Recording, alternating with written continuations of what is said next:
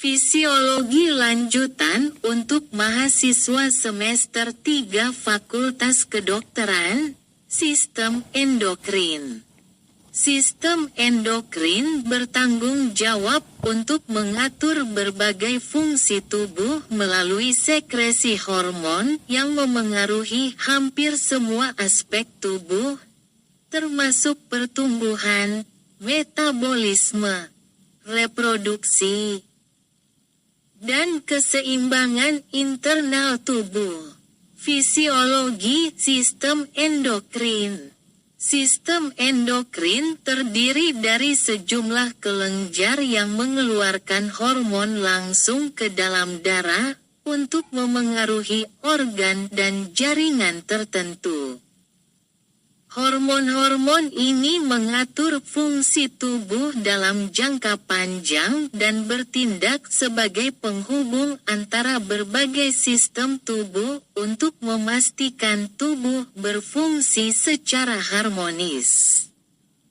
1. Kelenjar endokrin dan hormon-hormon utama. A. Hipotalamus, fungsi utama. Hipotalamus adalah bagian dari otak yang mengatur sebagian besar aktivitas endokrin tubuh melalui pengaruhnya terhadap kelenjar pituitari. Hipotalamus bertindak sebagai penghubung antara sistem saraf dan sistem endokrin. Hormon yang dihasilkan, hormon pelepas, releasing hormones, RH, mengatur pelepasan hormon dari kelenjar pituitari.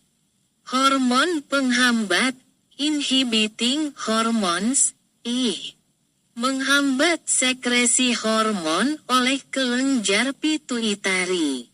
Oksitosin dan antidiuretik, ADH, diproduksi oleh hipotalamus, tetapi disimpan dan dilepaskan oleh kelenjar pituitari posterior. B.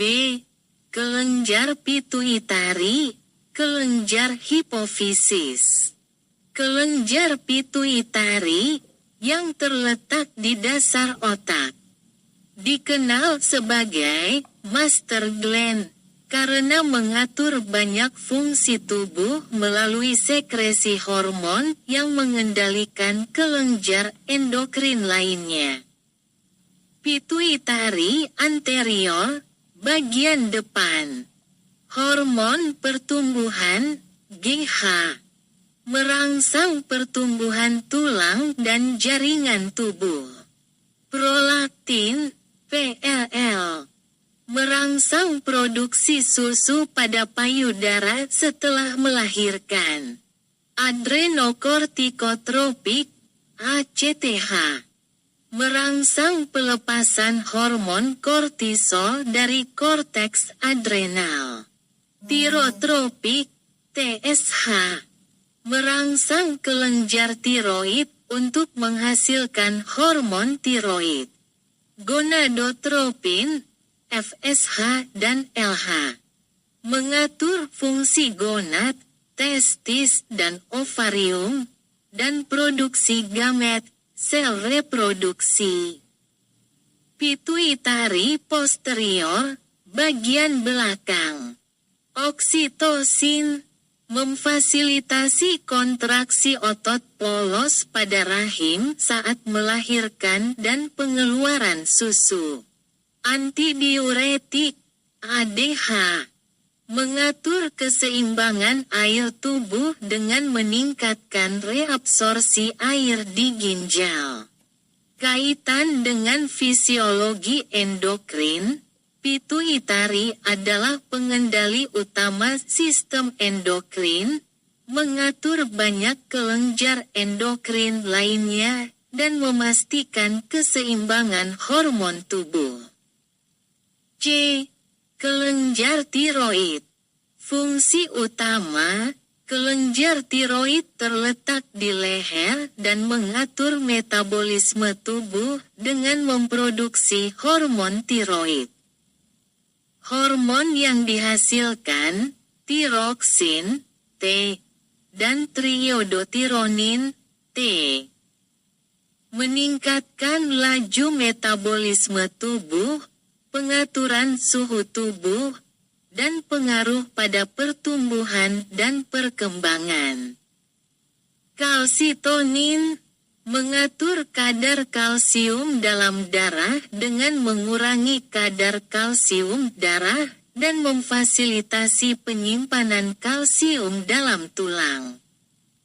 Kaitan dengan fisiologi endokrin. Hormon tiroid memainkan peran kunci dalam mengatur metabolisme tubuh, memengaruhi hampir setiap sel di tubuh. D. Kelenjar paratiroid. Fungsi utama, kelenjar paratiroid yang terletak dekat kelenjar tiroid, mengatur kadar kalsium dalam darah. Hormon yang dihasilkan, paratormon, PTH, meningkatkan kadar kalsium darah dengan merangsang pelepasan kalsium dari tulang dan meningkatkan reabsorpsi kalsium oleh ginjal. Kaitan dengan fisiologi endokrin. Paratormon berfungsi untuk menjaga kadar kalsium darah dalam kisaran normal, yang penting untuk fungsi saraf, otot, dan pembekuan darah. E. Kelenjar adrenal. Kelenjar adrenal terletak di atas ginjal dan terdiri dari dua bagian utama, korteks adrenal dan medula adrenal. Korteks adrenal, hormon yang dihasilkan, kortisol. Hormon stres yang berperan dalam respon tubuh terhadap stres, mengatur metabolisme, dan mengatur sistem imun. Aldosteron mengatur keseimbangan garam dan air tubuh dengan meningkatkan reabsorpsi natrium oleh ginjal. Androgen, hormon seks pria yang diproduksi dalam jumlah kecil oleh korteks adrenal. Medula adrenal, hormon yang dihasilkan, adrenalin, epinefrin, merangsang respons, fight or flight, meningkatkan denyut jantung, tekanan darah, dan aliran darah ke otot. Norepinefrin membantu mengatur tekanan darah dan respons terhadap stres. Kaitan dengan fisiologi endokrin. Kelenjar adrenal mengeluarkan hormon yang penting untuk respons stres, kortisol dan adrenalin, serta mengatur keseimbangan elektrolit, aldosteron. F. Pankreas. Pankreas memiliki dua fungsi utama. Menghasilkan enzim pencernaan dan hormon yang mengatur kadar gula darah. Hormon yang dihasilkan, insulin, menurunkan kadar glukosa darah dengan membantu sel-sel tubuh menyerap glukosa untuk digunakan sebagai energi. Glukagon meningkatkan kadar glukosa darah dengan merangsang hati untuk melepaskan glukosa yang disimpan. Somatostatin menghambat sekresi insulin dan glukagon, serta mengatur sistem pencernaan. Kaitan dengan fisiologi endokrin. Insulin dan glukagon bekerja bersama untuk menjaga kadar glukosa darah dalam rentang normal, yang penting untuk fungsi energi tubuh.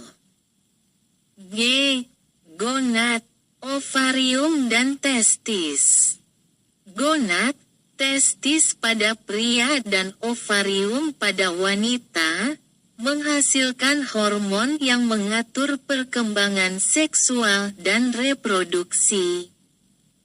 Hormon yang dihasilkan, testosteron, oleh testis, mengatur perkembangan karakteristik seks sekunder pada pria dan produksi sperma, estrogen dan progesteron, oleh ovarium, mengatur siklus menstruasi, perkembangan karakteristik seks sekunder pada wanita, dan persiapan tubuh untuk kehamilan.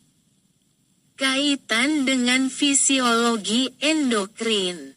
Hormon dari gonad sangat penting dalam pengaturan reproduksi dan perkembangan seksual. 2.